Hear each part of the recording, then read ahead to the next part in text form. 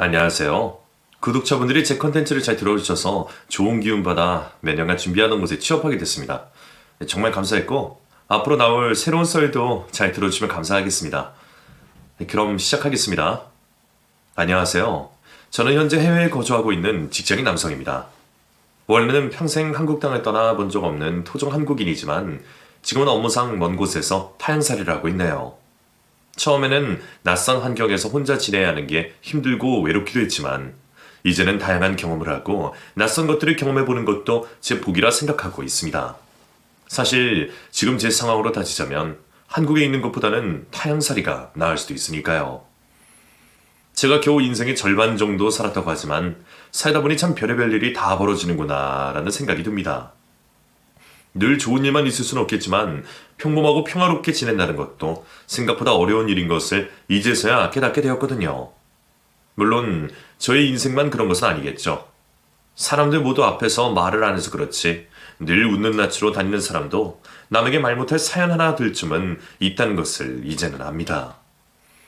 저 역시도 그런 사연 하나쯤 있는 사람이니까요.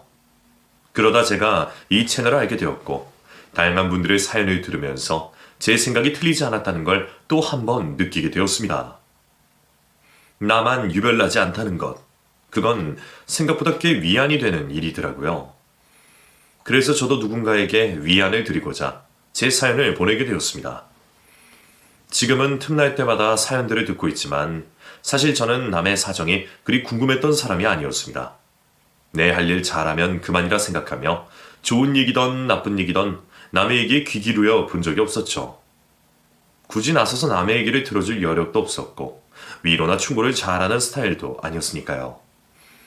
아니면 저 스스로가 제 속 얘기를 잘하지 않다 보니 제 주변 사람들도 제게 자기 속을 털어놓지 못한 것지도 모르겠습니다. 그리고 어쩌면 이런 제 성격 때문에 모든 일이 벌어진 건 아닌가 싶기도 하네요. 제 성격은 일이 답답한 성격이지만 사실 저는 꽤 화목한 가정에서 자랐었습니다. 회사원이셨던 아버지와 학습지 교사 일을 하시면서 집안 살림을 돌보셨던 어머니 밑에서 저는 저보다 2살 어린 여동생과 함께 부모님의 사랑을 듬뿍 받으며 자랐습니다. 그래서 어릴 적부터 결핍이나 아쉬운 부분들을 크게 느끼지 못했던 것 같아요. 게다가 애초에 욕심이 많거나 세상 일에 관심이 많지 않다 보니 나이 때부터 조용하던 제 성격대로 저는 집에서 책을 읽거나 공부를 하며 지냈었죠. 그래서 친구가 많지는 않지만 아주 어릴 적부터 허물없이 지냈던 동네 친구 몇몇이 저희 평생의 중마고우가 되어주었습니다. 가족 관계도 교우 관계도 집안 형편도 뭐 하나 자랑할 만큼 대단한 건 없어도 저는 제가 가진 것에 늘 만족했고 전혀 아쉽거나 걱정할 것 없는 제 삶을 감사하게 생각했습니다. 늘 가지고 싶은 선물을 받지 못했어도 부모님이 저를 위해 노력해 주셨다는 것을 알았고 가끔은 집에만 있는 저를 답답해하는 친구들도 매번 저를 빼놓지 않고 찾아준다는 게 고마웠습니다. 어쩌면 그래서 묻어난 제 성격이 나름은 밝은 모습으로 발전할 수 있지 않았나 싶네요. 하지만 이런 제 성격 때문에 저는 유독 연애에 있어서만큼은 마이너스 인생을 살아야 했습니다. 제 주변에 있는 좋은 사람들로 인해 평범하게 자라서 학창시절은 남들과 다를 것 없이 공부하며 무난하게 중상위권 대학을 졸업하는 동안 저는 꽤 많은 연애 기회가 있었음에도 제대로 된 연애를 하지 못했습니다. 생긴 것도 중간이고 집안 형편도 평범, 그저 무난하고 평범한 것 투성이인 제가 이성들에게 크게 관심을 받지 못했던 것 같아요. 그래도 그런 제가 좋다고 다가와주는 이성들이 있기는 있었는데 그마저도 뭐라고 말을 해야 할지 모르는 제가 다 망쳐버리는 바람에 저는 늘 여자들과 썸만 타다가 정식으로 교제를 해본 적은 한 번도 없었습니다. 그런데도 제 스스로 크게 걱정하거나 아쉬워하지 않았으니 제가 모태솔로에 자처했을지도 모르겠네요. 그렇다 보니 제 나이 30이 넘어가는 동안 저는 결혼에 대해서도 별 생각이 없었습니다. 주변 다른 친구들이 하나 둘씩 장가들을 가고 심지어 제 여동생도 결혼을 전제로 만나는 사람이 있다 알려왔는데도 저는 만나는 여자조차 없었네요. 그러자 안달이 난 것은 다름 아닌 저희 부모님이셨습니다. 저희 부모님이야 가정 꾸리고 자식들 키워내는 것을 평생의 의무처럼 생각한 분들이시니 장남인 제가 결혼은 물론이고 연애조차 하지 않는 모습이 걱정될 수밖에 없었을 겁니다. 저 역시도 부모님께 걱정을 드리고 싶은 생각은 아니었지만 결혼이라는 게 마음대로 되는 게 아니었으니까요. 영훈아, 너는 결혼 생각이 없는 거야? 아니면 다른 문제가 있는 거야? 엄마한테 솔직하게 말 좀 해봐, 어? 네? 그건 또 무슨 말씀이세요? 다른 문제라뇨? 아니, 다른 집 아들들은 여자를 너무 좋아해서 난리라고 하는데 너는 여자에 너무 관심이 없으니까 혹시 네가 여자가 싫다거나 뭐 그런 건 아닌지 싶어서 말이야. 네가 그동안 우리한테 네 여자친구라고 소개를 시켜준 적도 없고 데이트를 한다고 나간 적도 별로 없지 않니? 그런 거 아니에요. 그리고 제대로 여자를 사귄 적은 없었어도 데이트는 몇 번 해봤어요. 그냥 아직 마음 맞는 사람이 없어서 그래요. 부모님은 오죽하셨는지 혹시나 제가 여자에 관심이 없어서 그러나 하는 걱정까지 하셨던 모양입니다.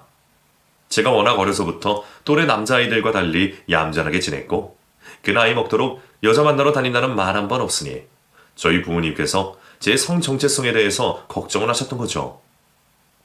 그동안은 그냥 괜찮다고 생각해왔던 저도 그 나이 이후로는 꽤 충격을 받게 되었습니다. 그래서 저도 뭔가 노력을 해야겠다 싶었어요.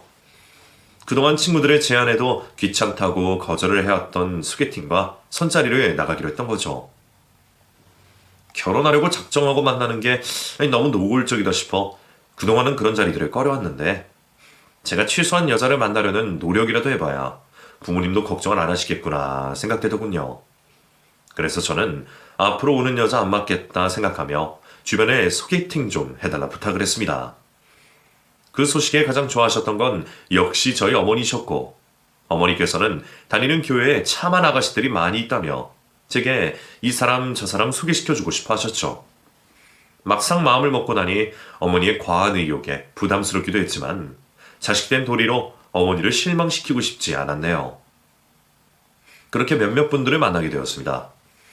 그래도 저도 나이를 먹었는지 옛날처럼 여성분들 앞에서 긴장이 되거나 재미없는 유머들로 산통을 깨는 일은 없더군요. 직장 생활하면서 여직원들과 잘 지낸 것도 도움이 되었겠고 제가 조용한 성격이었던 것이 나이 들어서는 장점이 되었던 모양입니다. 물론 너무 조용하고 말이 없다며 싫어하는 사람들도 있었지만 몇몇 여자분들은 그런 제게 호감을 느끼시는 듯 했어요. 아무래도 처음부터 연애가 아닌 결혼을 전제로 만나게 되다 보니 조금 더 현실적인 부분들을 고려하는 게 아닐까 생각했습니다. 그렇게 몇몇 분들과는 좋은 호감을 나누기도 했고 두 번째 만남을 신청해 몇 번 더 자리를 가져보기도 했지만 이상하게 끝까지 이어지지는 못했습니다. 왠지 이번에는 잘 될 것 같았는데 일이 틀어지다 보니 저도 사람인지라 섭섭한 생각이 들더군요. 내가 좀 더 매력 있는 사람이었으면 어땠을까 하는 아쉬움도 처음으로 느껴봤고요. 그러던 찰나 어머니가 같은 교회에 다니는 아가씨라며 한 사람을 소개시켜 주셨습니다.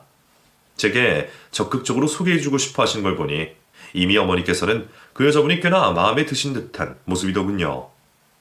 우리 교회에 참한 아가씨가 하나 있거든? 다들 그 자매님이 착하고 예쁘다고 칭찬들이 자자하단다. 혼자 꽃집 하는 아가씨인데 매주 예배 때마다 강단에 무료로 꽃장 시켜드리면서 사역하고 아주 마음씨 너른 아가씨야. 탤런트가 얼마나 많은지 마음씨만큼이나 얼굴도 예쁘고 아주 그만한 아가씨가 없어. 아마 너도 보면 첫눈에 반할 거다. 근데 그런 아가씨가 제가 좋다 그러겠어요? 무슨 그런 섭섭한 소리를 해. 우리 아들이 어디가 어땠어? 우리 아들이 이렇게 훤칠하니 키도 크고 얼굴도 잘생겼고 또 속 깊고 착한데 이런 남자 싫다는 아가씨들이 이상한 거지. 그거야 제가 어머니 아들이니까 어머니 눈에나 그런 거죠. 아무튼 그런 아가씨한테 괜히 소개했다가 어머니 교회 못 나가시면 어떡해요. 제 연애는 제가 알아서 할 테니까 어머니는 걱정하지 마세요. 얘는? 지금 내가 내 신앙생활이 문제가 되겠어? 그런 거 무서워서 우리 아들 중매 하나 못 쓸까봐. 그리고 네가 뭘 알아서 한다고 그래. 알아서 잘했으면 이렇게 걱정도 안 하지. 너는 다른 건 다 알아서 잘하는데 유독 연애만큼은 못하잖아. 이러다가 평생 혼자 늙어 죽으려고? 아무튼 그 아가씨도 너 싫다 안 할 테니까 자리만 안 되면 한번 만나보기나 해.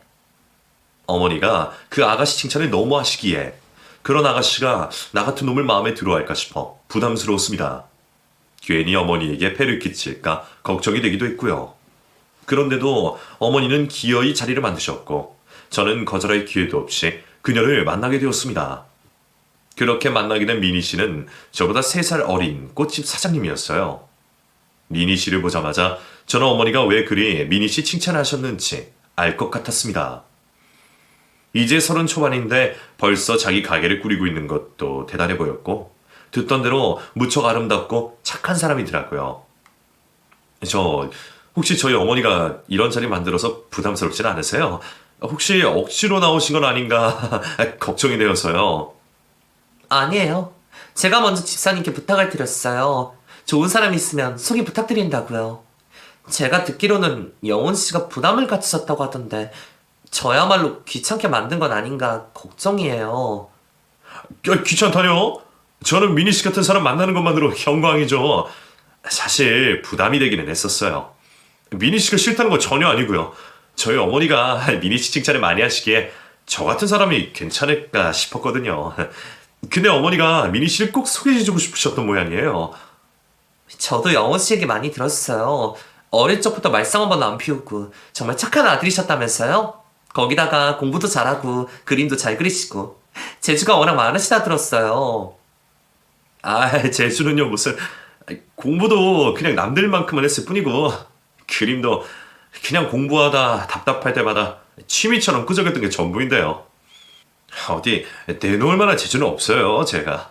그냥 평균치만 간신히 따라잡는 평범한 사람일 뿐이에요. 영훈 씨는 참 겸손하시네요. 원래 평균만큼 하는 게 제일 어려운 건데. 영훈 씨가 나온 대학이나 다니는 회사 아무나 갈 수 있는 데 아니잖아요. 저는 대단하다 싶은걸요? 아닙니다. 그냥 열심히 한 덕에 운이 좋았어요. 그러는 저는 젊은 나이에 자기 가게 가지고 계신 미니 씨가 더 대단한걸요. 사장님 소리 듣는 게 쉬운 일은 아니잖아요. 뭘요. 저는 그냥 제가 좋아하는 일 하는 것 뿐인걸요. 저는 영훈 씨처럼 공부에는 재능이 없는지 학교 생활은 그럭저럭이었거든요. 근데 어려서부터 식물이나 꽃 같은 자연이 너무 좋았어요. 그래서 대학 안 가고 여행을 다녔는데 여기저기 다니다가 나이 먹고서야 정신 차리고 이제 겨우 사람 구실하는 거죠. 사장님이라고 해봤자 저 혼자 꾸리는 작은 가게일 뿐이고요. 미니 씨는 별 볼 일 없는 저에 대해 칭찬을 아끼지 않으면서 자기 스스로에 대해서는 겸손하고 낮출 줄 아는 사람이었습니다. 저야말로 예쁘고 착한 미니 씨에게 모자란 사람인 것 같은데 오히려 제가 대단한 사람인 양 칭찬해주니 몸둘 바를 모르겠더라고요. 그런 미니 씨는 무척 순수하고 친절해 보였고 제가 봤던 어떤 여자들보다 겸손하고 선해 보였습니다.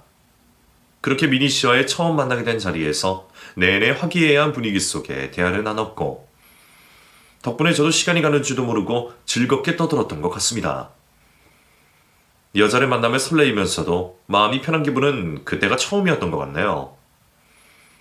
그렇게 조금씩 마음을 열어가던 저희 두 사람은 미니 씨의 고백으로 인해 금세 깊은 관계로 발전하게 되었습니다. 미니 씨와 저는 생각보다 더 잘 맞는 부분이 많았어요. 아니, 처음에는 그렇게 생각했지만 미니 씨가 제게 많이 맞춰주고 있다는 걸 저도 모르지 않았습니다. 저야 여자 상대도 잘 모르는 바보였으니 미니 씨가 답답할 일이 많을 수밖에 없겠죠. 그런데도 미니 씨는 한 번도 화내는 일 없이 제게 다정하고 친절한 사람이었습니다. 그 덕분에 저희는 그동안 한 번 싸우는 일도 없이 잘 만나왔고 만난 지 반년 만에 결혼 약속까지 하게 되었죠. 제가 미니와 만난 지 1년도 안 되어 속전속결로 준비되는 과정이다 보니 정신없이 바쁘더군요. 거기다가 결혼 준비라는 게 왜 이리 할 게 많고 어려운지 저보다 먼저 결혼한 친구들이 존경스럽기까지 했습니다. 그리고 기다리던 청첩장이 나왔고 저는 제 친구들에게 청첩장을 건네주며 그 소식을 알리기로 했습니다. 저 말고는 거의 다들 결혼을 했던 탓에 독신을 선언한 몇몇 친구들을 빼고는 제가 거의 마지막으로 결혼을 하게 되었네요. 그렇다 보니 친구들 모두 뒤늦게 제 마음을 뺏어간 여자가 누구일까 내심 궁금해했던 모양입니다. 가게 때문에 퇴근 시간이 늦은 미니는 한두 시간 뒤에 오기로 하고 제가 먼저 가 있었는데 다들 자리에 없는 여자친구 얘기만 하더라고요. 그래서 제가 친구들과 먼저 만나서 이런저런 얘기들을 나누고 있었죠. 다들 제 여자친구가 너무 궁금하네. 대체 어떤 여자이길래 제가 결혼 생각을 했네. 말을 하며 다들 시시껄렁한 얘기들을 하고 있었습니다. 그런 반응이 낯설었던 저는 그런 친구들이 짓궂다 싶으면서도 모두 제 결혼을 한마음으로 축하해주는 모습이 참 고마웠습니다. 그리고 얼마 뒤 다들 궁금해하는 제 여자친구를 소개하게 되었죠. 다들 인사해. 내 여자친구 김민이야. 이야, 정말 미인이시네. 그럼 내가 거짓말이라도 한 줄 알았어? 아니, 나는 영훈이 이 자식이 하도 예쁘다고 하길래 지 눈에 안경인가 했더니 진짜 아름다우십니다. 그러게, 이야, 영훈이 네가 여태 미혼인 이유가 있었구나. 이 자식 여자 하나 없이 평생 독수 공부만 하는 거 아닌가 싶었더니 어디서 이렇게 선녀 같은 분을 데려왔어? 너 전생에 나라를 구했냐? 아니에요. 과찬이세요. 모두들 제 여자친구가 예쁘다며 칭찬들이었고 다들 반겨주는 분위기에 저도 한시름 긴장을 내려놓으려 했습니다. 그런데 그 순간 제일 구석에 있던 친구 하나가 왠지 굳은 얼굴로 아무 말도 못하고 있더군요.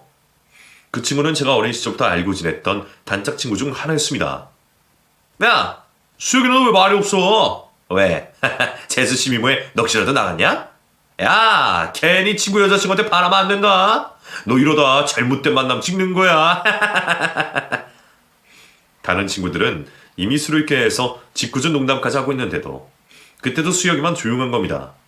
아니, 조용한 걸 넘어서 뭔가 충격이라도 받은 것처럼 얼어붙어 있는 듯 했죠.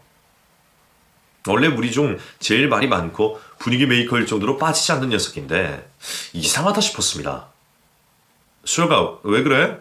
취했어? 야야, 수혁이는 주량이 얼마인데 벌써 취했겠냐?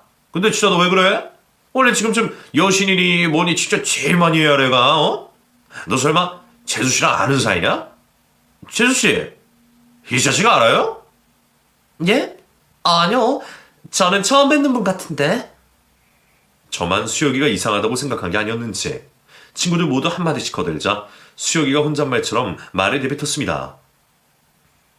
혹시 그때 가게에서 그러자 제 친구의 말에 여자친구가 대답을 했죠. 가게요? 어머, 혹시 저희 꽃집에 손님으로 오셨나요? 죄송해요. 제가 사람 얼굴을 잘 기억을 못해서요. 저희 꽃가게에서 보셨나 보다. 그쵸? 아, 재수씨가 꽃이 마신다고 그랬지? 이야, 꽃을 팔면 어떻게 되는 거예요? 그래? 수혁이 너 꽃집도 다니냐? 아, 예전에 한번 어쩌다가. 근데 하필 재수씨가 일하는 가게에 갔어? 두 사람도 인연이네. 역시 세상 참 좁다. 그치? 평생 꽃 같은 걸 사본 적 없던 수혁이라 그런 놈이 꽃집에 갔었다는 게 이상하긴 했지만 주변에서 시덥잖은 말들을 한마디씩 하면서 그 일은 유야무야 넘어가게 되었습니다. 나중에 궁금해서 여자친구에게 다시 물어봤지만 민희는 옛날에 한번 왔던 것 같다면서 대수롭지 않게 말하더군요. 그렇게 그 후로 다시 화기애애한 술자리가 이어졌고 민희는 살갑고 친절한 그 성격으로 제 친구들에게까지 호감을 얻으며 무척 좋은 시간으로 마무리하게 되었습니다. 그리고 그날의 일은 제 기억 속에서도 서서히 지워져 가는 것 같았죠.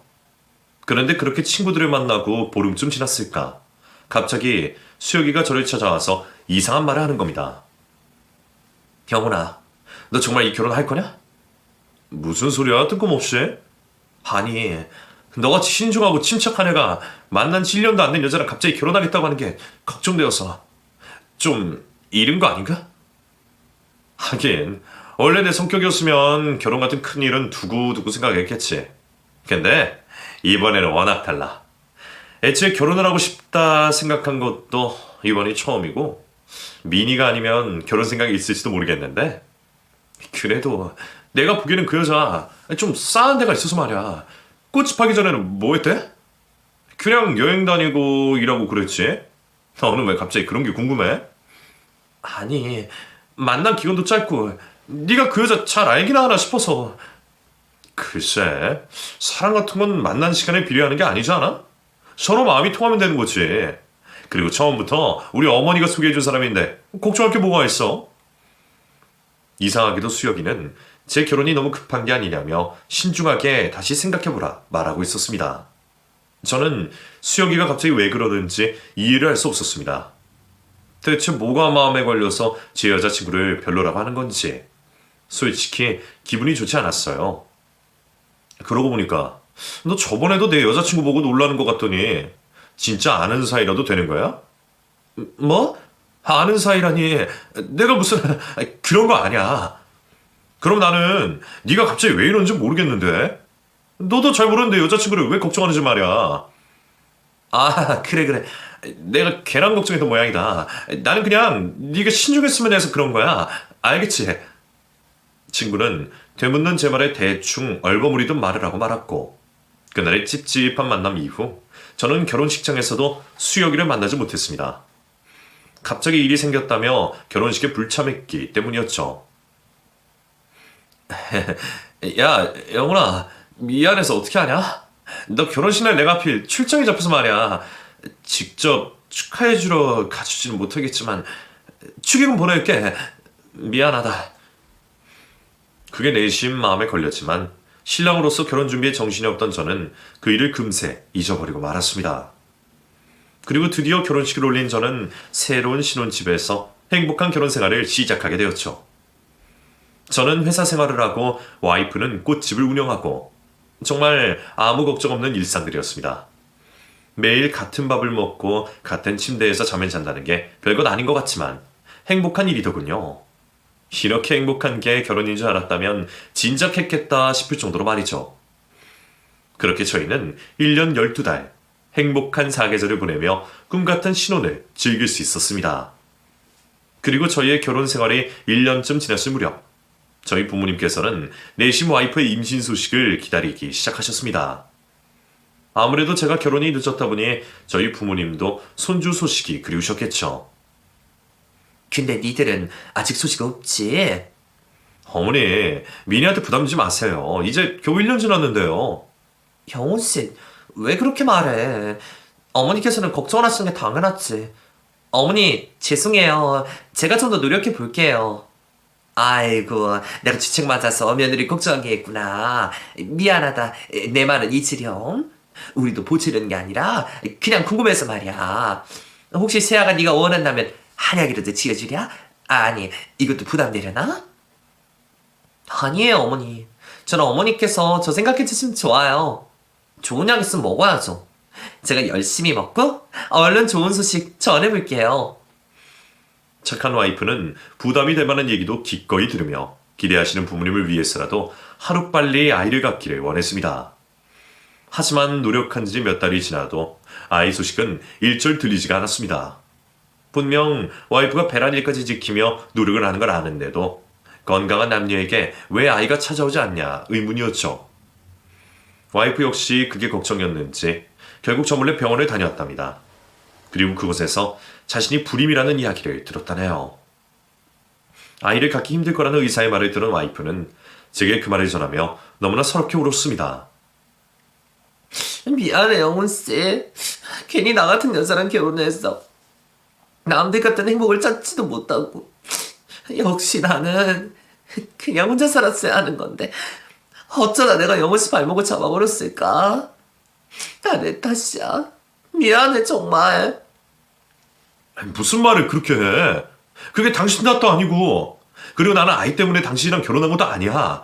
나야말로 당신 아니면 누구랑 결혼했겠어. 나는 그냥 당신 만나서 이런 행복을 누려본 것만으로도 만족해. 그러니까 아이 같은 거 상관없으니 그런 소리 하지 마. 나는 정말 괜찮으니까 괜히 자책하지 말고 속상해하지 않았으면 좋겠어. 그 말은 진심이었습니다.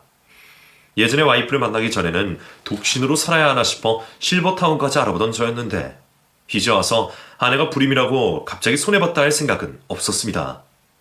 요즘은 가질 수 있어도 아이 안 가지는 집들도 많은데 아이쯤 없다고 저희 부부가 헤어질 일은 없을 거라 생각했어요. 물론 부모님께서는 아쉬워하시겠지만 제가 잘 말씀드리면 이해해 주실 거라 생각했습니다. 다만 노력도 안 해보고 포기부터 얘기 드리기는 죄송스러워서 저는 와이프와 약속을 하고 와이프의 불임 소식을 한동안 저희만 알고 있기로 했습니다. 그러게 또 1년이 지났고 그 사이 저와 와이프는 여전히 별 탈이 없었어요. 정말 이래도 되나 싶을 정도로 한가하고 여유로운 삶이었습니다. 애가 없다 보니 저희끼리 쓸 시간이 많았던 탓에 저희는 틈만 나면 여행을 다니고 서로 즐기며 지냈거든요. 원래 제가 밖으로 돌아다니는 걸 좋아하는 스타일은 아니었지만 아이 문제로 힘들어하는 와이프가 걱정되어 더 밖으로 돌 수밖에 없었습니다. 그래도 나가서 쇼핑하고 골프도 치고 여행도 다니며 즐길 거리를 찾아다니다 보면 아이가 없는 부부 생활도 나쁘지 않을 거라 생각했으면 했거든요. 그러던 어느 날 저는 고민거리가 하나 생겼습니다. 회사에서 해외 장기 출장을 제안해왔거든요. 다녀오면 승진과 연봉 인상은 당연하고 해외 체류하는 생활비와 현지 교육비까지 지원이 되니 저한테는 더할 나위 없는 기회였습니다. 하지만 문제는 제가 혼자가 아니라는 것이었죠. 이제 결혼 2년 차에 장기 출장은 쉽지 않은 선택이었습니다. 그렇다고 와이프에게 생업을 포기하고 저를 따라가자고 강요할 수도 없고 그런 일로 부담을 주고 싶지도 않았어요. 그렇다고 혼자 떠나자고 하니 외롭기도 할 테고 저 없이 혼자 지낼 아내가 걱정이더군요. 하지만 와이프는 제게 좋은 기회이니 놓치지 말라며 고민하는 저를 설득했고 출장 기회를 포기하려 했던 저는 그런 와이프의 말에 수긍할 수밖에 없었습니다. 아내와 떨어지는 건 여러모로 걱정이 되었지만 그렇다고 제가 좋은 그 기회를 놓치면 와이프가 제가 포부도 없다고 실망을 할 것 같았거든요. 그래서 제 발전과 아내의 지지를 위해 결국 1년간의 장기 출장을 결정하게 되었습니다. 제가 너무 오래 고민하는 바람에 준비할 시간이 여유롭지 않아서 저는 떠나기까지 몇 달 동안 아내와 작별 인사도 하지 못할 정도로 바쁘게 지내야 했습니다. 가기 전에 당신이나 오래 있어주고 싶었는데 미안해 여보. 아니야, 영영 헤어지는 것도 아니고 몇 달 뒤에 또 만날 건데 뭐. 나는 정말 괜찮으니까 당신은 내 걱정 말고 일이나 잘하고 와. 그래서 승진해서 돈 많이 벌어다 줘야지. 그래, 나 가서 정말 열심히 할게. 그리고 당신 외롭지 않게 매일 전화할 테니까 당신도 나 없다고 외로워하지 마. 알겠지? 그렇게 저는 해외로 기나긴 출장을 떠나게 되었고 혼자 있게 된 아내 걱정에 매일 시간을 정해 연락을 주고받게 되었습니다. 그렇게 제가 떠난 지 몇 주가 지났을까요? 어느 날 와이프가 제게 전화로 놀라운 이야기를 전했습니다. 여보, 나 서프라이즈가 있는데 놀라지 말고 들어. 서프라이즈? 무슨 일 있어? 혹시 안 좋은 일이야? 안 좋은 일이면 서프라이즈라고 하겠어? 당연히 좋은 일이지. 근데 당신이 너무 깜짝 놀랄 것 같아서 말이야. 뭔데 그래, 사람 궁금하게. 얼른 말해봐.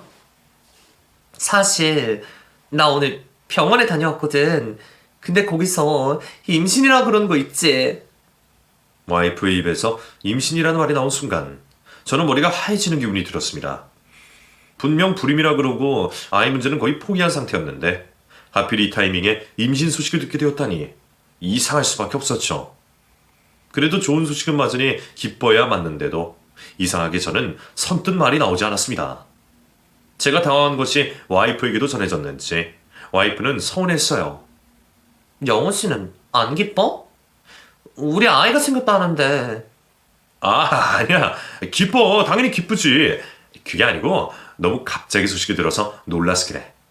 진짜 서프라이즈가 맞구나. 기쁜 거 맞지? 설마 이상한 생각하는 거 아니지?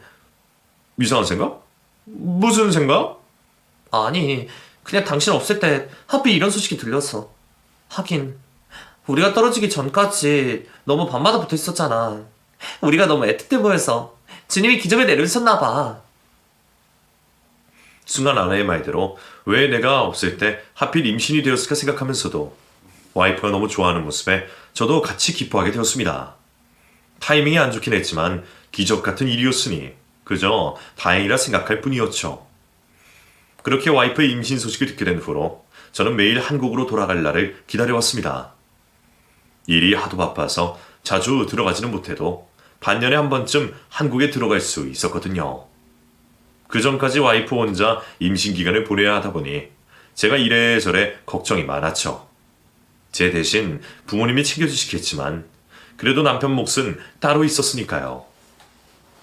그렇게 저는 아내와 다시 만날 날을 생각하며 매일 그날만을 기다렸습니다. 그런데 하필이면 현지 사정이 나빠지는 바람에 제가 약속했던 일정을 취소해야만 했어요. 여보, 어떻게 하지? 나 이번에 못 들어갈 것 같아.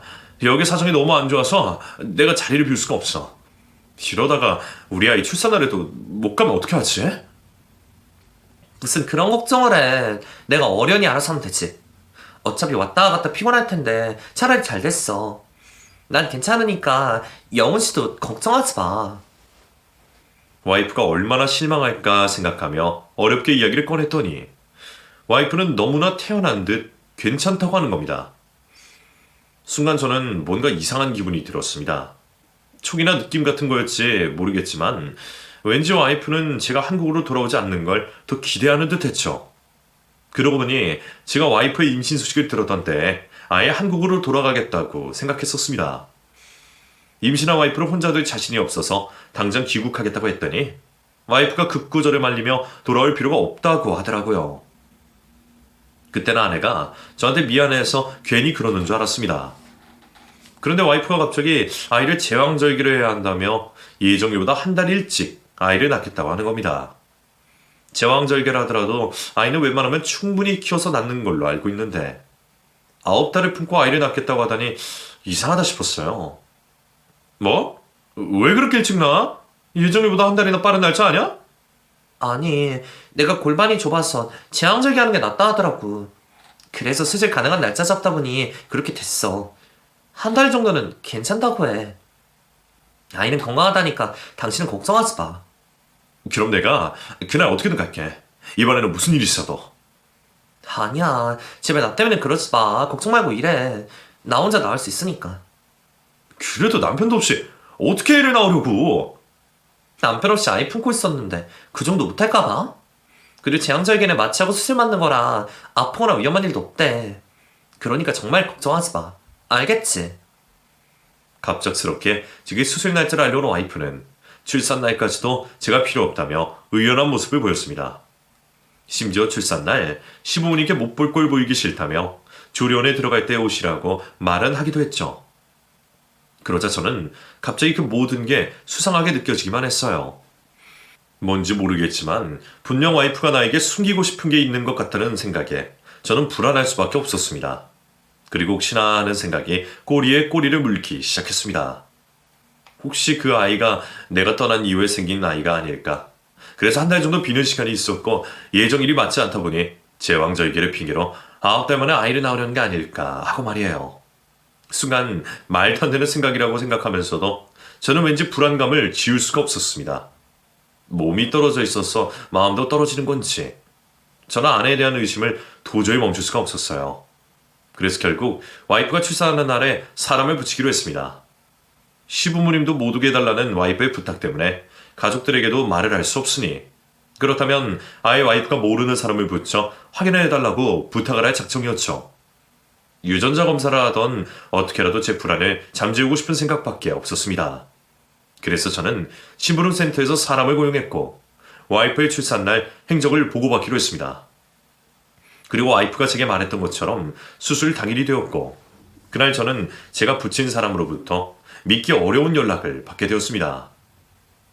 여기 사모님이 혼자 입원하신 게 아니었네요. 보호자로 웬 젊은 남자가 따라왔습니다. 사진 보내드릴 테니 확인해보세요. 남편도 없이 아이를 낳겠다는 사람이 젊은 남자와 같이 입원 수속을 받았다는 얘기에 사진을 전송받은 저는 그 사진 속 인물에 깜짝 놀라고 말았습니다. 그 남자가 다름 아닌 제 친구 수혁이었으니까요. 대체 그 두 사람이 왜 같이 있는 건지 저는 도저히 이해할 수 없었습니다. 둘이 알고 지내는 사이도 아니고 수혁이는 제가 결혼한 뒤로 저도 못 만나고 있었는데 그놈이 친구 와이프 출산날 같이 다니는 게 대체 뭘까 싶었어요. 그런데 그때 갑자기 결혼 전 제 결혼을 뜯어말리던 수혁이의 모습이 떠오르더군요. 저더러 결혼하지 말라 그러질 않나.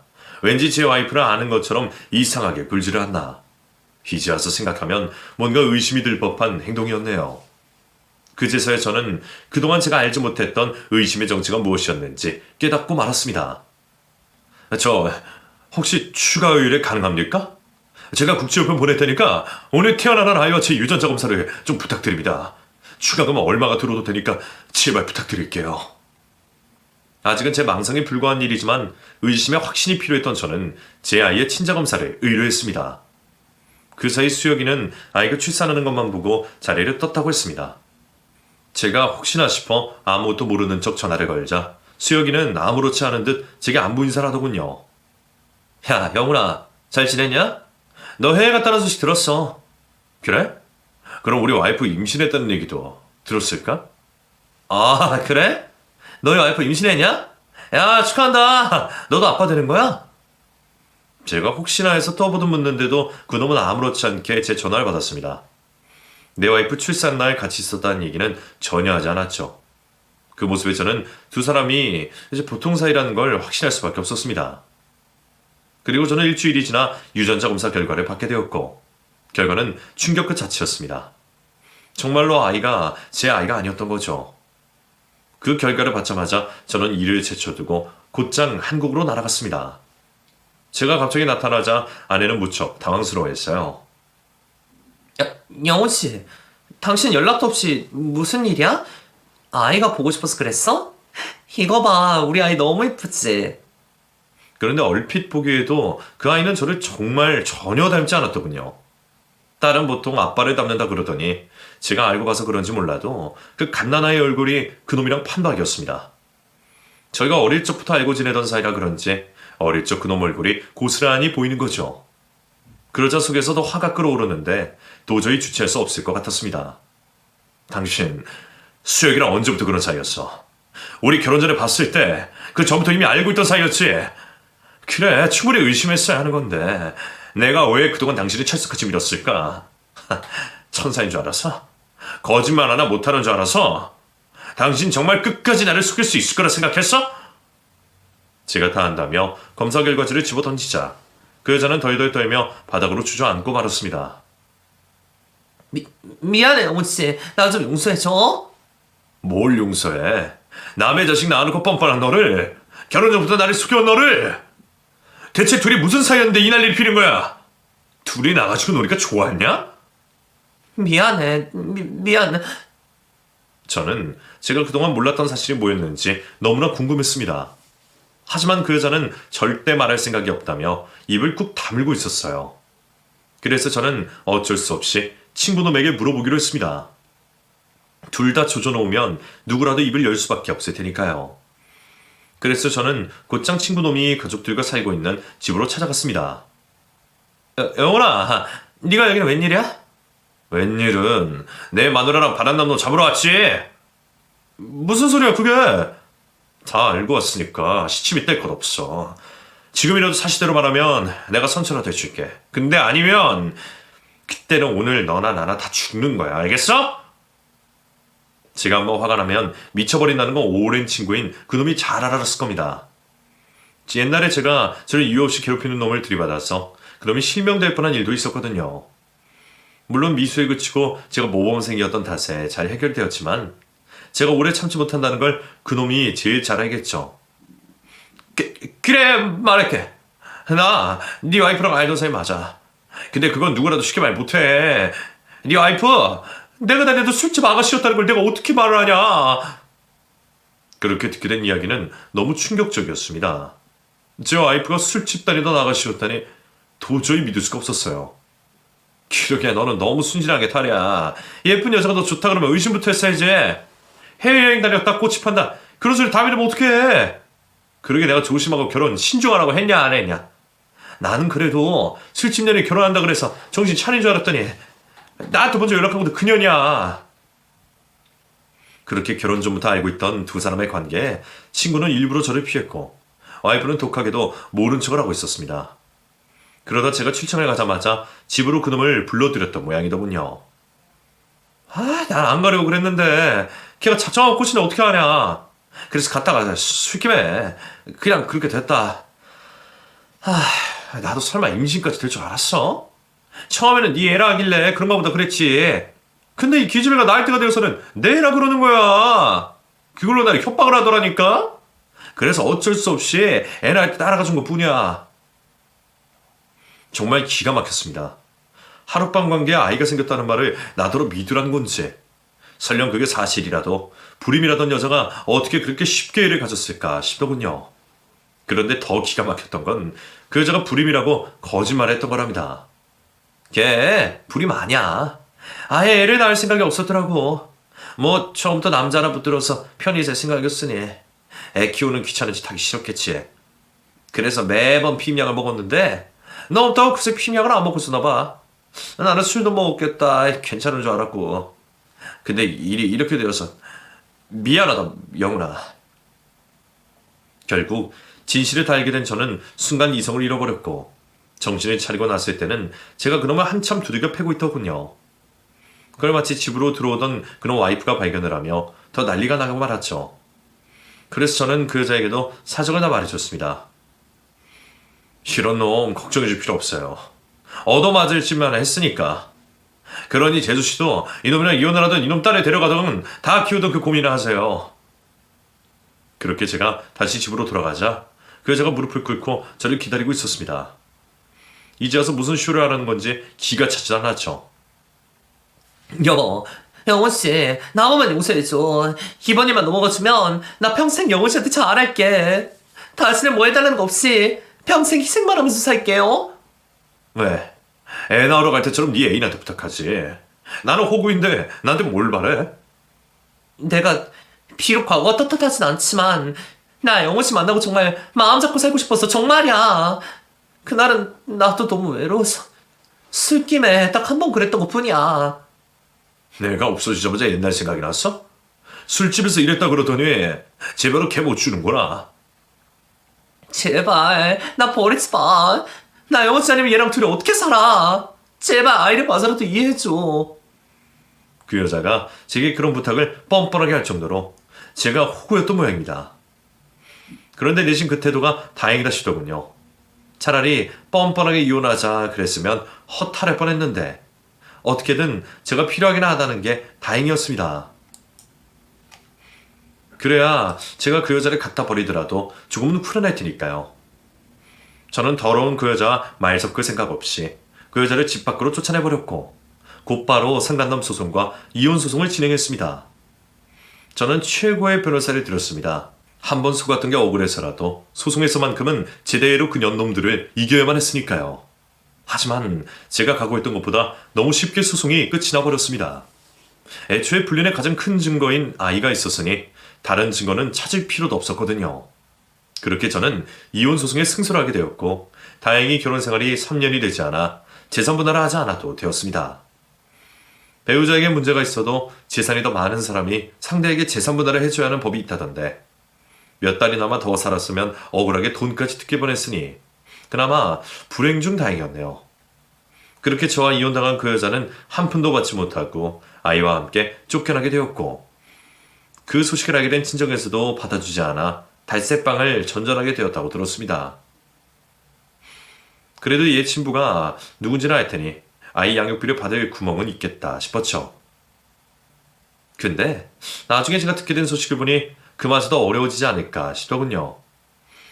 친구였던 그놈도 결국 이혼을 당해서 거의 맨몸으로 쫓겨났다는 소식을 들었거든요.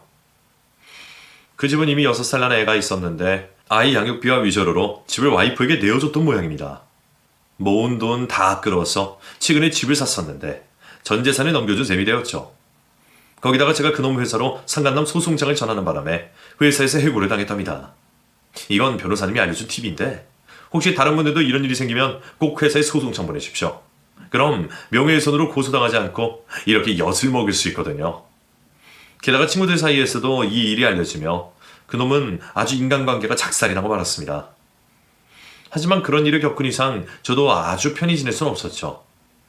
그래서 출장 기간을 더 늘리게 되었고 지금껏 해외에서 지내고 있게 되었네요. 분명 안 좋은 일임은 당연하지만 그래도 이제는 시간이 약이 되었다 싶습니다. 그럼 앞으로도 저는 꿋꿋이 제 인생을 살아갈 테니 여러분들도 지지 않으시기를 바랍니다. 감사합니다.